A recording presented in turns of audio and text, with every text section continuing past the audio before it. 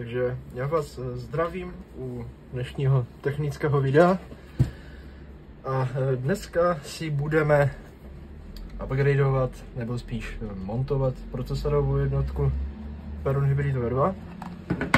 Úplně ten nejnovější model, je v něm zase něco jiného, než bylo v bývalých baleních. Osobně ho mám a můžu tu procesorovku vřele doporučit. Má miliony nastavení, je strašně jednoduchá na pochopení. A nemám nic zlého, co bych proti ní mohl říct.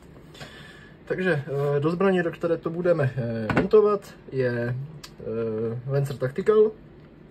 Je to vlastně nejnovější model, ve kterém byla od Lanceru Nebula V2,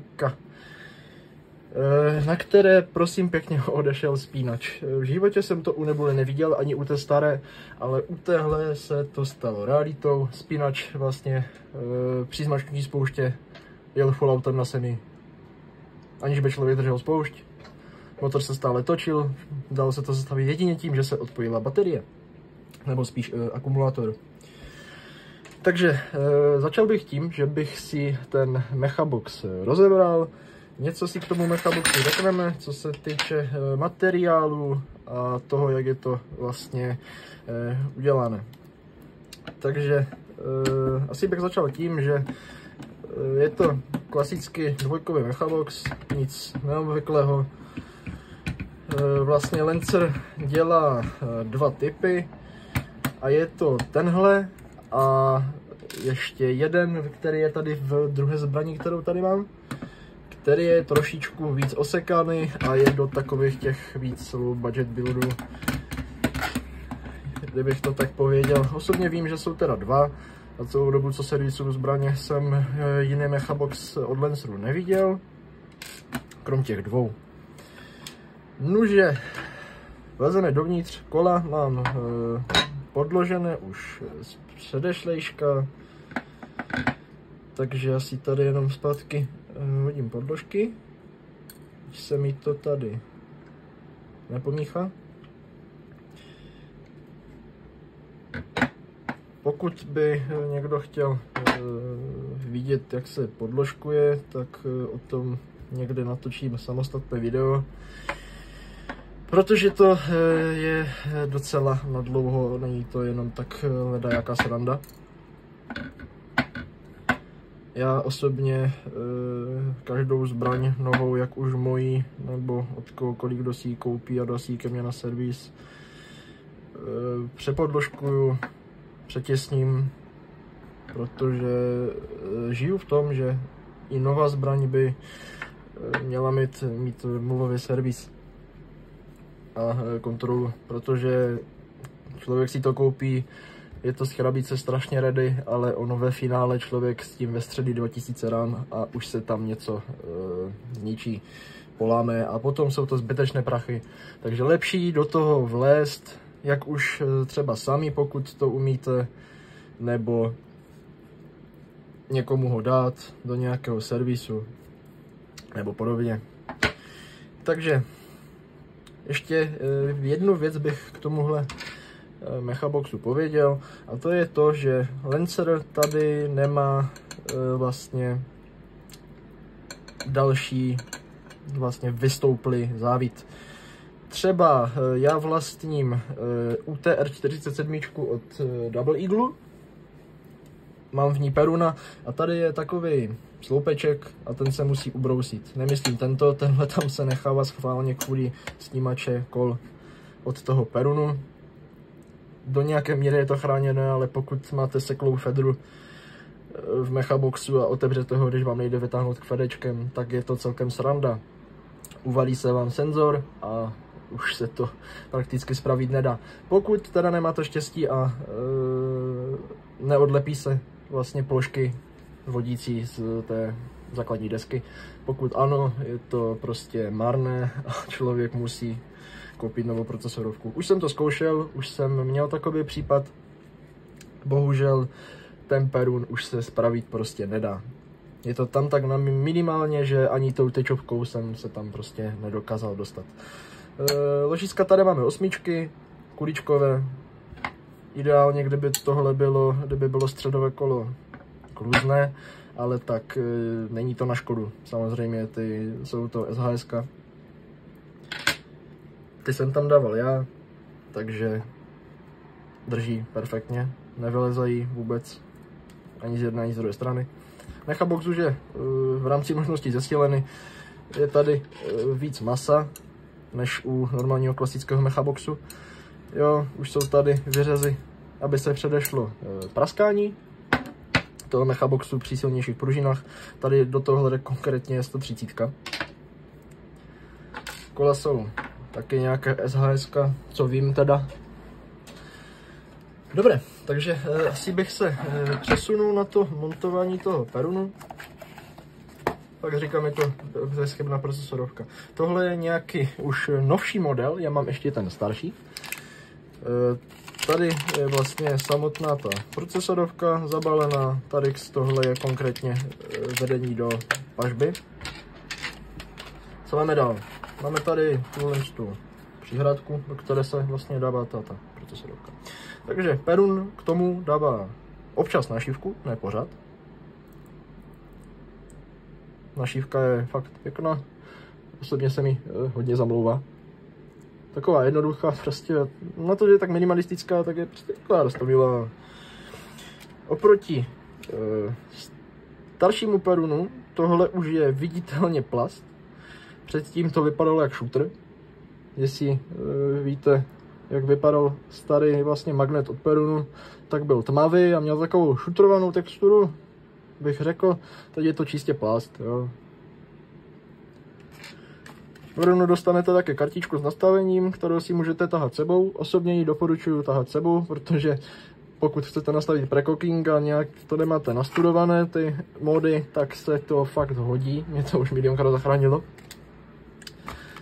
Máte tady potom samolepky, manuál, jak se to může instalovat a jak se to nastavuje. Tady máte vlastně samolepky na přepínač střelby. Tady tyhle samolepky snímají tyhle snímače. Bez té samolepky to nebude fungovat.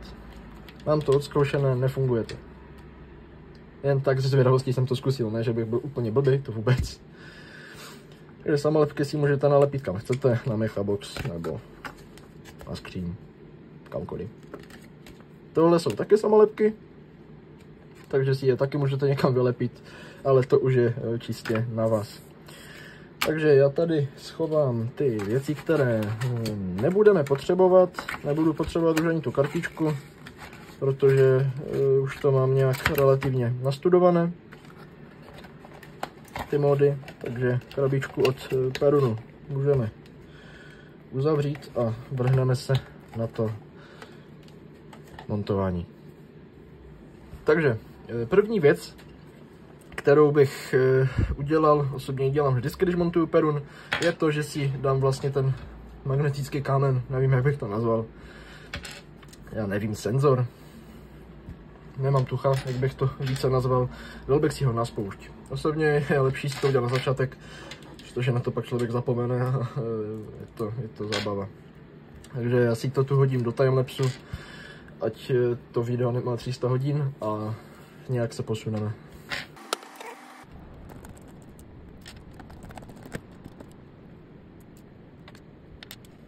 Takže, když máme ten náš magnet rozebraný, pasují tam, co mám vyzkoušené, MP5 spoušť tam pasuje, protože to je V2 Mechabox. Prostě každá spoušť, která je do V2 Mechaboxu, pokud to nemá nějaké atypické to téčko. Jo, takže to jde vlastně takto pod magnet. Teď se to zaklapne. Musíte trefit strany, nesmí vám to utíkat tak jako mě. Takže takhle spodem a vlastně teď to zašroubujete.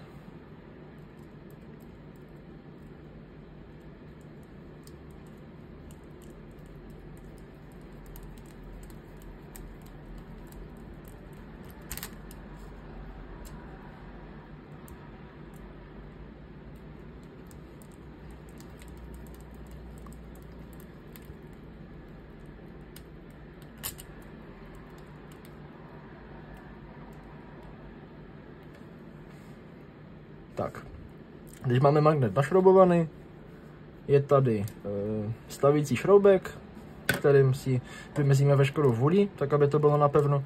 Pamatujte si, že to není o síle. Nic na tom mechaboxu nesmí být na sílu, protože je to pak drahé. Dotáhneme si to tak, aby to nějak neplo, ale ani se to nehybalo. Trošičku povolím. Vůle žádná není, hezky se nám to tady opírá do té spouště, do toho tečka. Takže první fázi té montaže toho perunu máme za sebou. Takže já si tam hodím zpátky pružinku, aby se mi tu nemotala.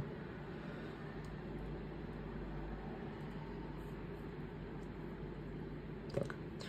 Takže spoušť odložíme stranou a vrhneme se na montáž toho samotného MOSFETu. Je to taková jednoduchá prostě procesorovka z Polska. Nic takového zvláštního, takže si ji tam hodíme. Klasicky jenom zasedne. Kontrola, jestli tam není nějaká vůle, jestli se nehybe do boku nahoru, nebo není nějaká nerovnost. Vypadá to, že je to bezchybné, drží perfektně. Takže já si ho tam chytím. Opět není to na sílu. Tak, aby prostě držel, aby se nehybal a nebyl nějak. No, takže tak akorát. To bychom měli první část. Takže přesuneme se na tu další. A to je to, že si tam dáme samolepku na přepínač střelby. Bez ní nám to fungovat nebude. Takže si vezmeme náš návod. Takže zde jsou ty samolepky, tady jdou standardní samolepky na většinu dvojkových mechaboxů a tady tyto samolepky jdou na přepínač střelby od ICS nebo od platinové Simy. Takže ten povrch toho přepínače si očistím, ať není nějak mastný a podobně. A lepí se to tady. Musíte to lepit přesně podle tohoto. U toho staršího je tam vlastně zobrazené, jak se to má montovat a kde. Ale u ní téhle nové to není, takže si to ukážeme v praxi. Takže odlepím si samolepku. Tímhle bílým jde do levé strany. A musíte to nalepit přesně na tu hranu. Přesně tady na tu hranu toho přepínače. Trošičku skřivá. Takže si to ještě vyrovnám. A je tam. Nic víc, nic míň. Jednoduché. Zvládne to jít cvičená opice. Další etapa za náma. Takže hodíme si to na mechač.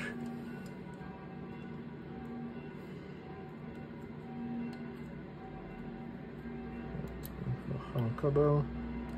Jsem to tak parádně chytil. Tak. Máme další čas za sebou. Nic víc není potřeba vymýšlet. Tak, co bych vám chtěl vlastně ukázat, je to, jak zjistit, že ten perun vlastně funguje, snímá, jestli snímá spoušť, jestli snímá přepínač střelby, nebo jestli snímá kola. To se dá zjistit velmi jednoduše. Já si tady vezmu baterku a ukážeme si, jak se to dá vlastně zjistit. Takže peruna si normálně zapojím, rozsvítí se mi světilka. Tak, snímač kol. Jestli nám snímají kola, je zjistit poměrně jednoduše. Tady toto je snímač, který nám snímá, jaké motorové kolo v pozici, teda motorové, pistové. Takže já si ho tam položím. A už můžete vidět z toho, jak blíká, že mi ho to krásně snímá. Roztočím.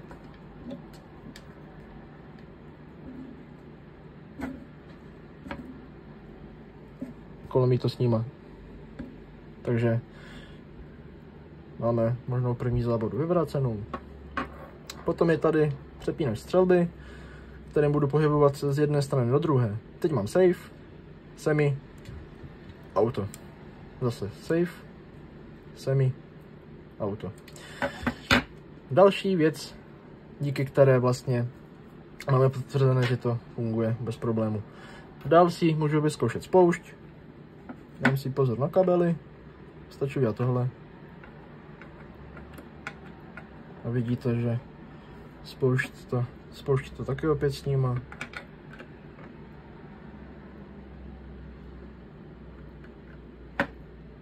Také bez problému. Takže Peruna si můžeme odpojit. Baterku si schováme na samotný test. Takže já si tady porovnám kablíky, ať to tady můžu chvíli poskládat a pak se vrátíme ke kompletnímu složení a testování.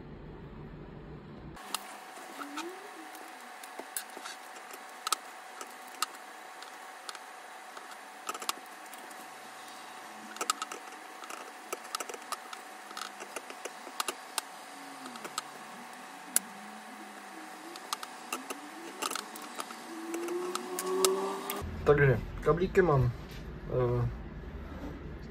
postředěné, vyzkouším akorát, jestli mi to neblokuje spoušť, takže si tam hodím pružinku.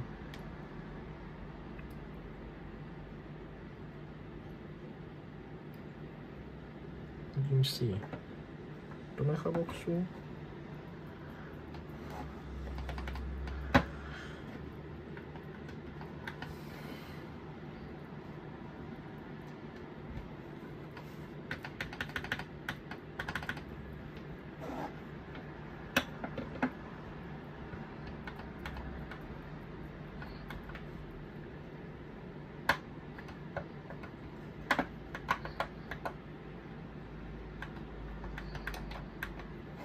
Takže spoušť mi to neblokuje, drží to jak má, nic špatného. No, tak se dáme do toho mazání. Někdo maže víc, někdo maže míň, já osobně mažu tak nějak normálně, nějak to extra nehrotím, ať to není ani moc, ani málo. Jediné, co dělám, je, že si podmažu vlastně středové kolo, ať není na suchu. Vůle v něm není, ale ať má nějaké mazivo i ze spodu. Trošku si ho máznu i zhora.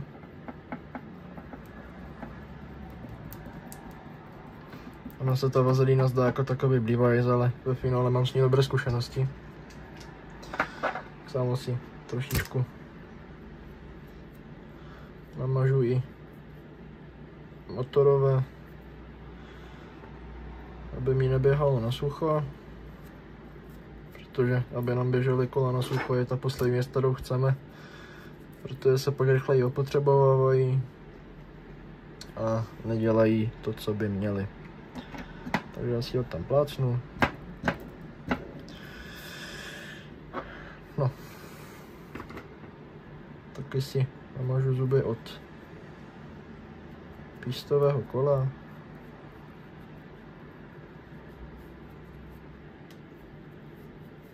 A i od záběru, kde mi to vlastně chytá středové kolo. Já vím, možná si teď říkáte, co jsem jako za barbar, ale nikdy jsem s tím vlastně, jak mažu, neměl problém. V ničem mě to neomezovalo, ale vždycky to fungovalo. Důležité je, aby to prostě bylo aktivní mazivo a aby tam bylo. Znám lidi, kteří nemazali vůbec, pak ty zbraně tak vlastně jen dopadly. Dál, co osobně mažu, tak je pojezd pro vlastně ramínko trysky. Takže tady si to také namažu, ať mi nechodí na sucho, protože chceme, ať je to co nejjemnější, ať to má co nejhladší chod, takže si ho namažu i tady na téhle straně mecháče, protože se opírá po obou stranách. Ideálně by na to byl menší štěteček, ale já bohužel menší momentálně nemám. Tak co jsem přestřel vedle, si otřu a víc vlastně neřeším. Ještě si namažu pojezd na píst, taky tak nějak s rozumem, ať mi tam nejezdí na sucho.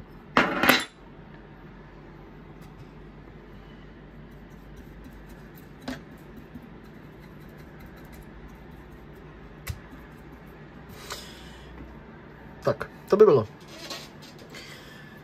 Tak, teď co nás čeká dál? Vzduchotechnika. Je tady klasická lava plastová. Má hodně dobrou těsnost, teď jsem ji trošičku podlepil teflonkou, takže je absolutně bezchybně těsný. Nepropustí absolutně nic. Můžu tlačit jak chci. Píst je SHS, hlava je SHS. A tryska je Retro Arms 21,4 mm, klasická dvojková a čtyřková tryska. Taky sedí v pohodě, nemá skoro žádnou vůli, má v sobě těsnění, to nepůjde vidět, ale jo, je to trošičku vidět. Má v sobě těsnění, je tady hliníkový airsoft pro válec, takže co dál? Dáme si tam tu vzduchárnu. Jo, ramínko, klasické, dvojkové, co ženete v každém obchodě, kde se dá. Drží vlastně takto trysku a díky ní to vlastně jezdí na tom ústí. Takže to by bylo.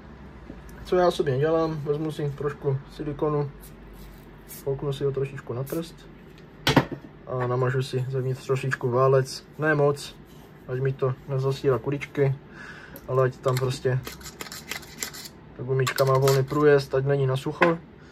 To si také trošičku fouknu, ani moc, ani málo.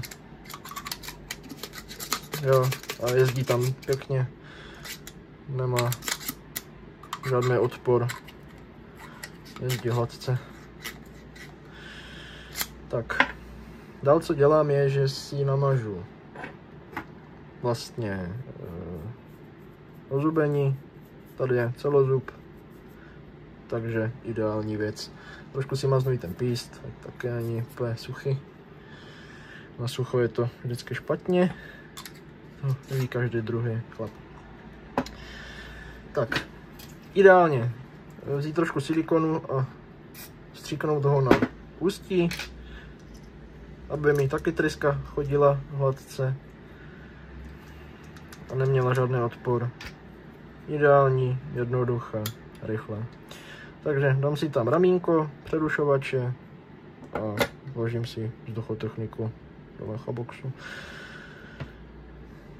Správně by tu měla být zpožďovací vačka, která tu není a bohužel nemám žádnou náhradní, takže s tím momentálně nic dělat nemůžu. Tak, dále si tady najdu pružinku od přerušovače, nebo přerušovače od ramínka. Takže dám si ji tam v téhle pozici, malým imbusem nebo šrobovačkem si ji natáhnu na sloupek, aby se mi to ještě povedlo. Ona jde celkem špatně, ona je dost tuhá.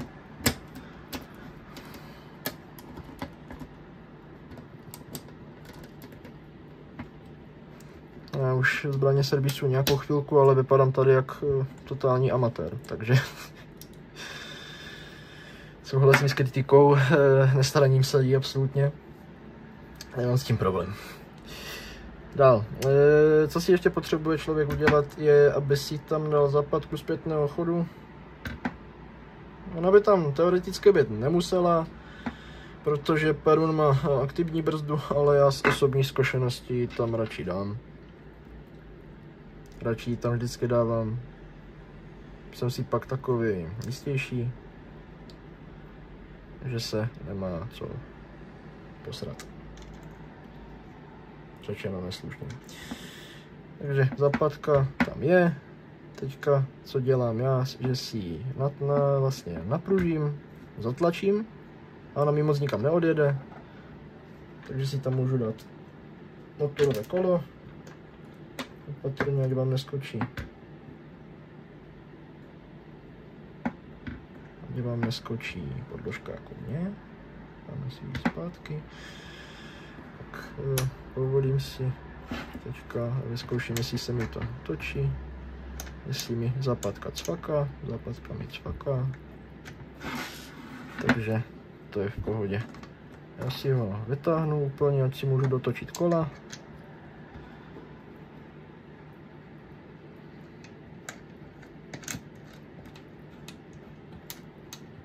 Kola si zase natočím do původní polohy. Tak, vrazím si tam zpátky píst, aby mi zapadlo do drážek samozřejmě. Takže tryska je vyjetá, natočím si to do pozice, kde už mi začíná zabírat kolo. Ideálně takhle. Vlastně zbraň si to potom nastaví sama, jak potřebuje. Poslední věc, co uděláme, je to, že si tam dám spoušť.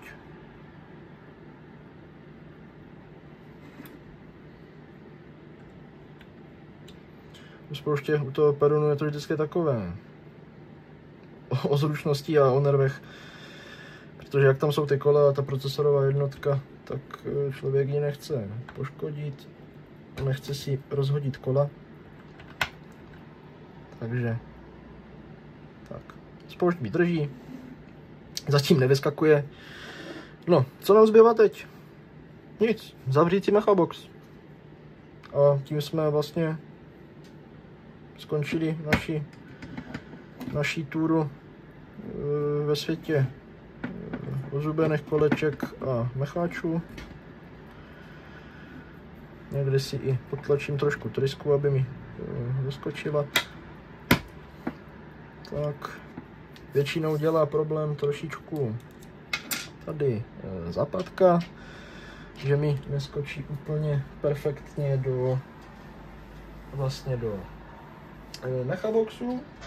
A to se dá vyřešit buď tenkým imbusem, nebo když je člověk zručnější, tak si ji dokáže nasměrovat i zevnitř. Já osobně si vezmu úplně tenký šroubovaček a ty kola si porovnám.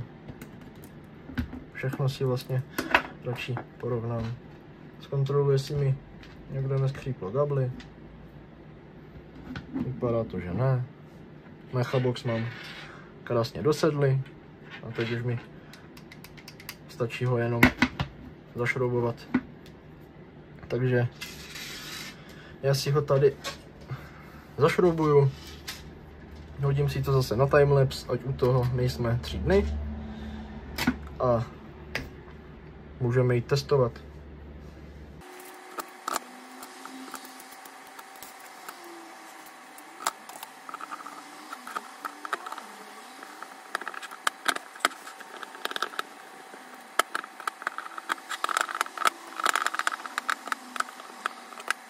Zase není to vůbec o síle, je to tak nějak rozumně to dotáhnout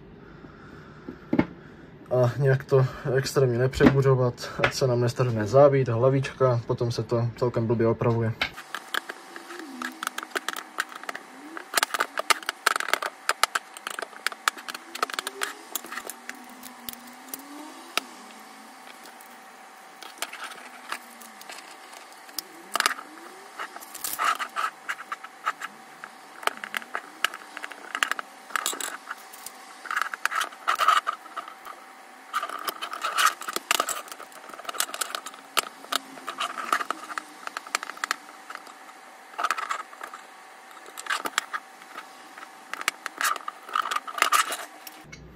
Tak. Máme to udělané, chybí nám už jenom dát pružinu. Takže 6 imbus v tomhle případě. Pružinu si hezky vložím, zatlačím, otočím. Pružina mi zaskočí, toť vše. Takže můžeme to prubnout. Ještě si zkontrolujeme, tryska nám chodí čistě, spoušť nám také chodí, nikde nic nevypadá být zle, takže nám fakt nezbývá nic jiného, než to vyzkoušet. Perun pípne, safe.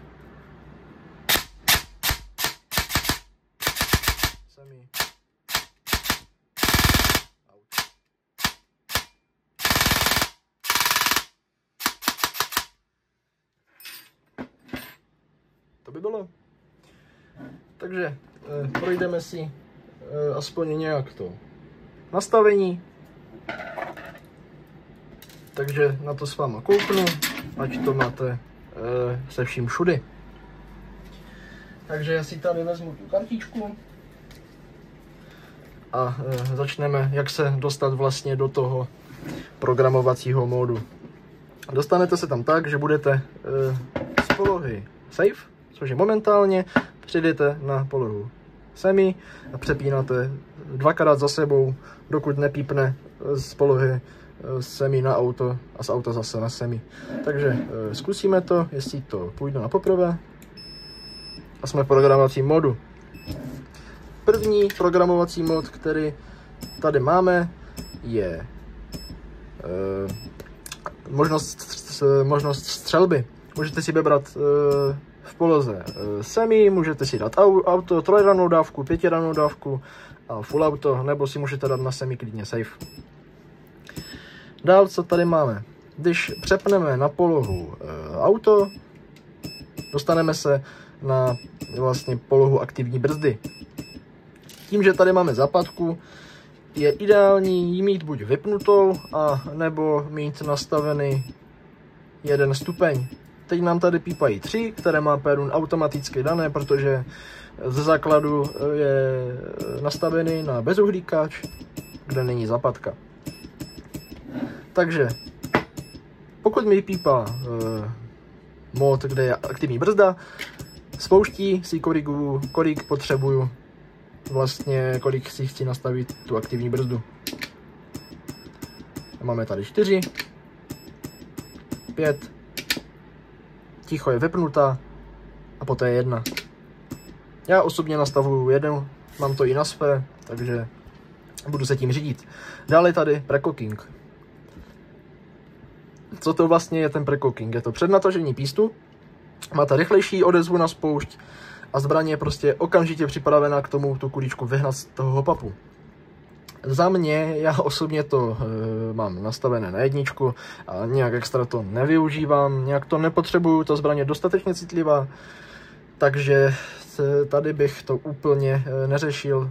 Každý si to nastaví podle sebe, ale zase člověk musí počítat s tím, čím víc hodnotu má nastavenou, tím víc se opotřebovají a rychleji díly. Takže tady bych to úplně odignoroval. Co tady máme dál? Binární střelbu, binární spoušť. To značí to, že když vystřelím a pustím spoušť, vystřelí to znovu. Takže já vlastně střelím, pustím a zbraň mi vystřelí znova. To znamená, vystřelíte 2 kulíčky během jednoho pohybu se spouští. Dále tady máme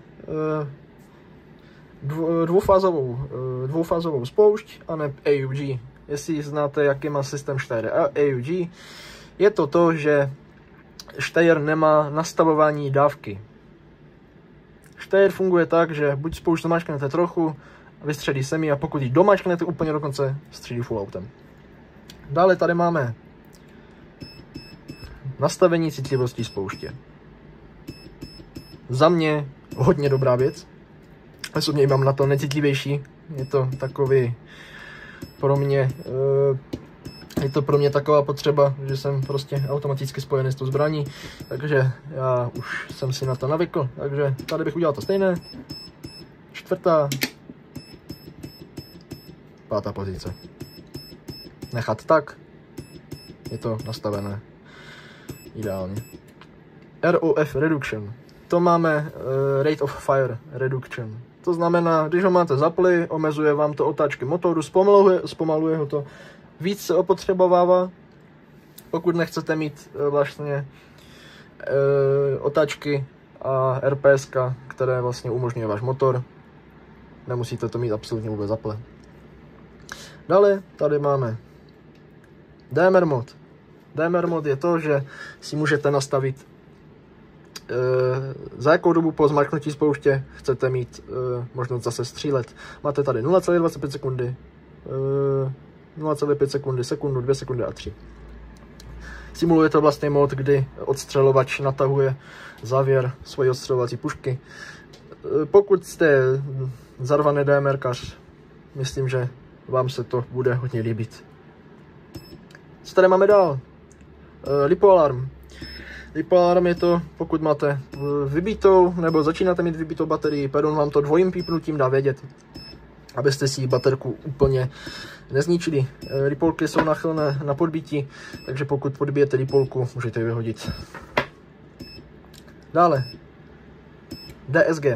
Tohle si nezapínejte, pokud nemáte kola, které mají 2 ozubení. Ne. V žádném případě, pokud nemáte zbraň stavenou jako DMR a nemáte pístové kolo, které má 2 ozubení, že ho nemá vlastně po celkovém obvodu. Já bych to někde ukázal. Třeba tady máme vlastně to pístové kolo a na DSGčko to vlastně nemá tohle celé ozubení, ale má ho poloviční a má ho i z druhé strany. V ten moment si můžete nastavit DSG mod, ale pokud ho nemáte, nedělejte to. Ta zbraň se jednoho dne sekne a bude to opět zase drahé. Nedělejte to, doporučuji to nedělat. A potom tady máme vlastně Master Reset a to už pokud jste si třeba tu procesorku nějak zakódovali, pokud se vám to povedlo, tak v ten moment je dobré využít ten Master Reset. Takže já si ty změny uložím. Dlouhé pípnutí je uložení na safe, teda na safe na semi a trojí pípnutí na full auto. Nože, safe, semi. Jo, tady jde vidět ta odezva té spouště na té 5. Je hodně citlivá. Takže to by z dnešního technologického videa bylo asi vše. Díky, že jste se dívali, díky za váš čas. Budu rád, když video ohodnotíte lajkem, komentářem nebo nám dáte odběr. Budeme hodně rádi a budu aspoň vědět, že vás ty technické videa baví, i když to podávám v celkem amatérském stylu. Jsem holt nervózní, nikdy jsem to nedělal, co se týče natáčení videí, takže doufám, že to nebudete brát zase tak vážně. Takže ještě jednou vám díky a ať se vám dobře hraje, ať vám hry fungujou a mějte se. Ahoj.